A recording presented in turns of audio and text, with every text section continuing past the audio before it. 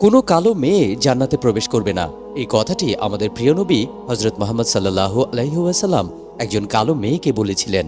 মেয়েটি নবীজির কথা শুনে কান্নায় ভেঙে পড়ল। মেয়েটি বলল, আমি জান্নাতে কেন যেতে পারবো না? কালো তো আমি নিজে হই নাই। হুজুর, আপনি তো বলেছেন 4টি কাজ করলে মেয়েদের জন্য জান্নাতের দরজা খোলা থাকবে। 1 নাম্বার, যে নারী 5 ওয়াক্ত নামাজ পড়বে।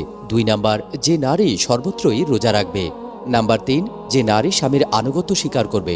নাম্বার 4, যে নারী পরকীয়ায় মত্ত না হয়ে নিজের লজ্জাস্থানকে হেফাজত করবে। মেয়েটি বলল, আমি তো এই 4টি কাজ যথাযথভাবে পালন করেছি, তাহলে কেন আমি জান্নাতে যেতে পারবো না? এই বলে মেয়েটি আরো বেশি কান্না করতে লাগলো। রাসূল সাল্লাল্লাহু আলাইহি ওয়াসাল্লাম একটু মুচকি হেসে বললেন, আর কান্না করো না। তুমি যদি জান্নাতে যাও তাহলে তোমার এই রূপ এরকম থাকবে না। আল্লাহ তাআলা তোমাকে খুবই সুন্দর আসমানের চাঁদের মতো, পরীর মতো তৈরি করে তারপর জান্নাতবাসী করবেন। সুবহানাল্লাহ।